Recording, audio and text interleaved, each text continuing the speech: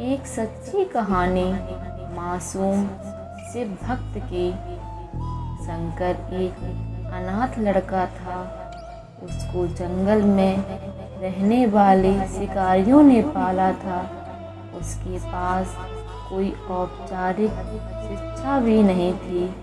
वह केवल एक चीज़ जानता था कि उसे कैसे जीवित रहना है, शिकार करना और उनको मारना तथा जंगल के फलों को खाना और नदी के पानी को पीकर अपने आप को जीवित रखना जानता था। एक दिन वह अपना रास्ता भटक गया और उसने देखा कि कुछ लोग नदी के किनारे पर बने एक पत्थर की आकृति के चारों ओर जोर जोर से चिल्ला रहे हैं।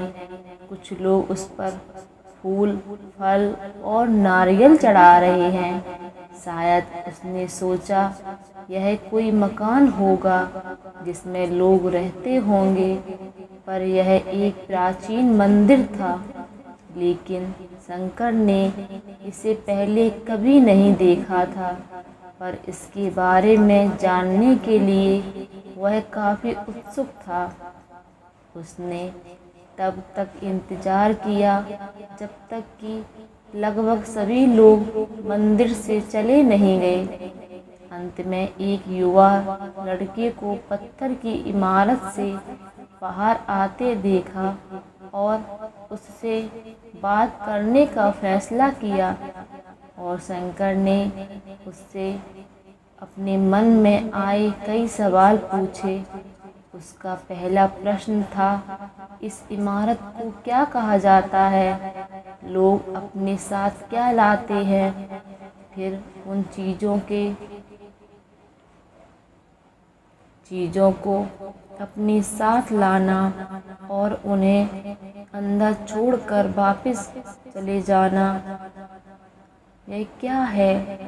शंकर की अज्ञानता और मासूमियत पर बहुत ही हैरान था।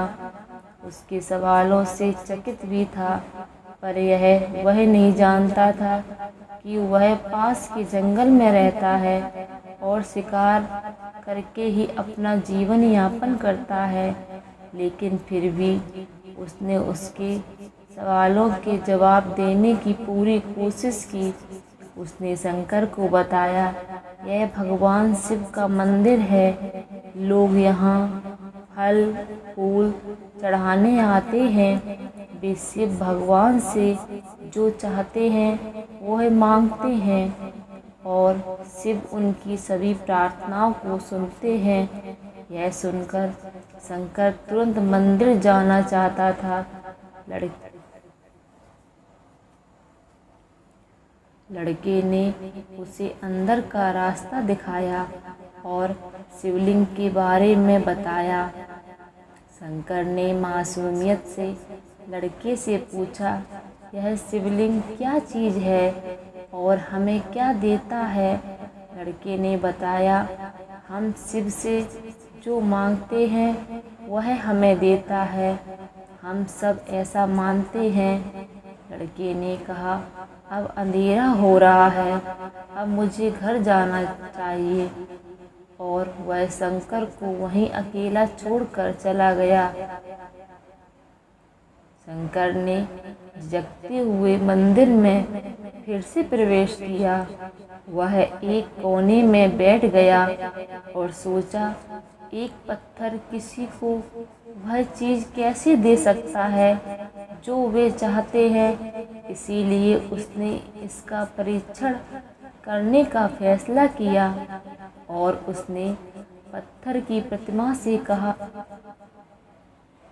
हे शिव, कृपया आप मुझे पर्याप्त शिकार करने दें ताकि मैं भूखा न रहूं।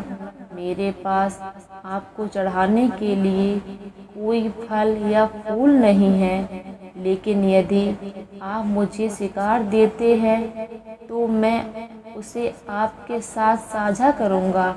मैं वादा करता हूँ कि मैं आपको धोखा नहीं दूंगा। उसने घोषणा की। अगली सुबह शंकर शिकार करने गया। उसने पूरे दिन शिकार की तलाश की, लेकिन उसे कोई शिकार नहीं मिला। वह भूख से तिलमिला रहा था। वह काफ़ी निराश हो गया क्योंकि उसे कोई शिकार नहीं मिला था। दोपहर हो चुकी थी। अब उसे लगने लगा कि मंदिर के लड़के ने उससे झूठ बोला था।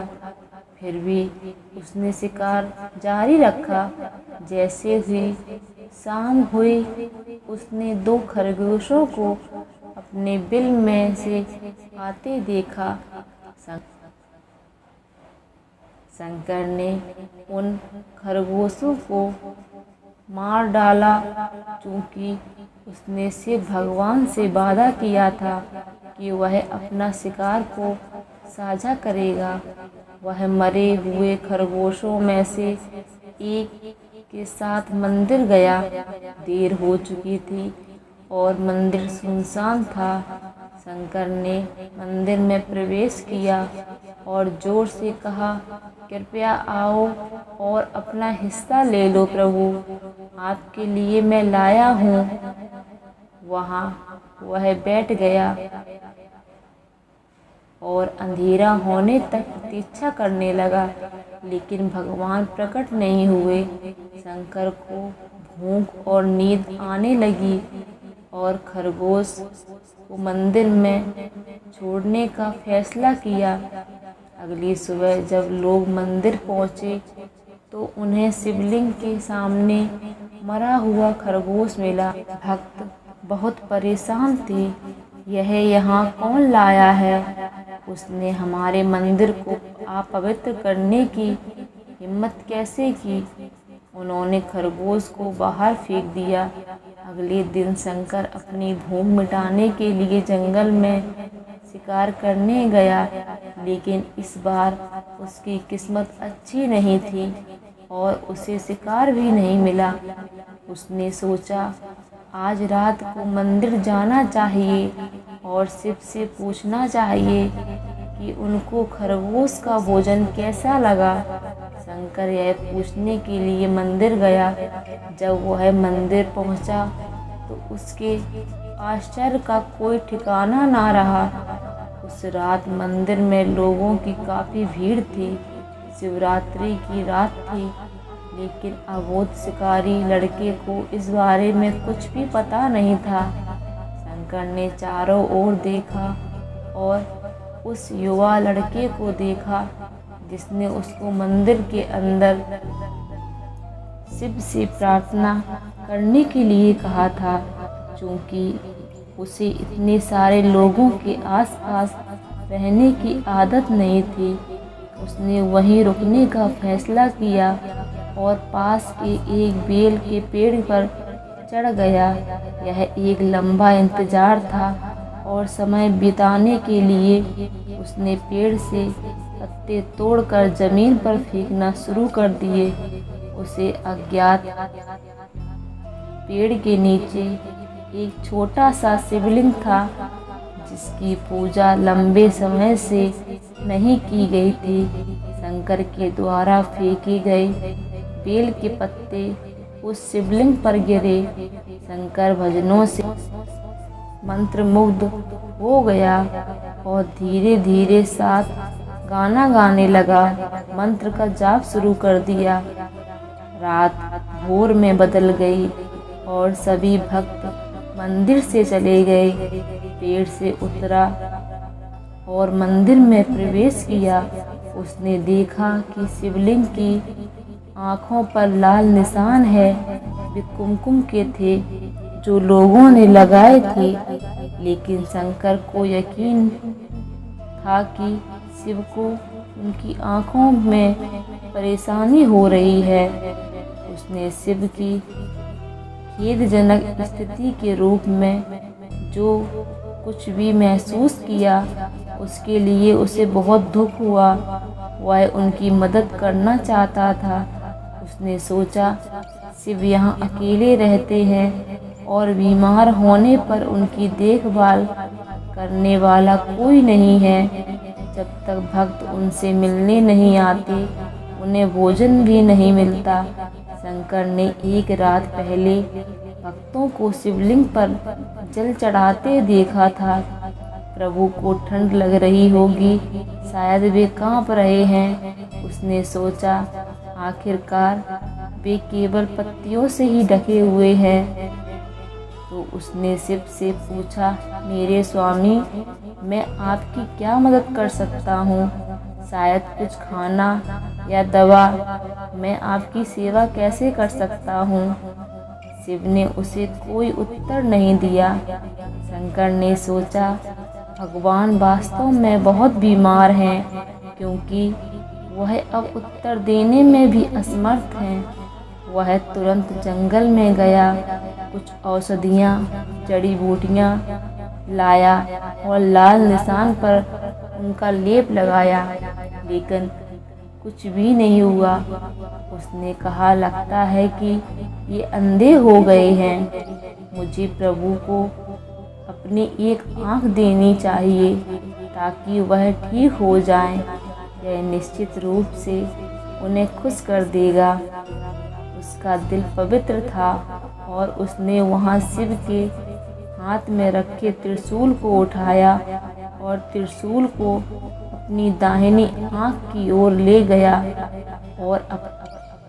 और अपनी आँख को निकालने का प्रयत्न किया। शंकर अनपढ़ था, उसे मंत्रों या पूजा के उचित तरीकों का कोई ज्ञान नहीं था, लेकिन उसकी भक्ति की कोई सीमा नहीं थी।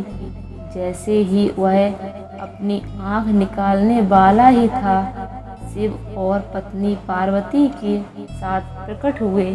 उन्होंने पार्वती से कहा, इस भक्त शंकर ने अनजाने में शिवरात्रि का उपवास किया, बेल के पत्तों से मेरी पूजा की और साबित किया कि उनका दिल बेदाग है, पवित्र है।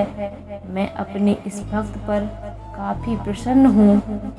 शिव भगवान ने कहा, तुमने मुझे अपनी मासूमियत के कारण जीत लिया है। प्रभु ने मुस्कुराते हुए कहा, लोग मुझसे हर समय झूठे वादे करते रहते हैं और कुछ न कुछ मुझसे मांगते रहते हैं, पर जैसे ही उन्हें मुझसे मांगी चीज़ मिल जाती है तो वे मुझे भूल जाते हैं। दूसरी ओर तुमने मेरे साथ एक सच्चे इंसान की तरह व्यवहार किया और यह वास्तव में बहुत ही दुर्लभ है। अब से तुम मेरे इस संसार में सबसे बड़े भक्त माने जाओगे और तुम्हारा नाम सदा के लिए मेरे साथ जुड़ा रहेगा। तुम कई सदियों तक जीवित रहोगे। इस बात को कहकर भगवान शिव व माँ पार्वती अंतर्ध्यान हो गए। तभी से लोग शिव के साथ शंकर भी लगाने लगे।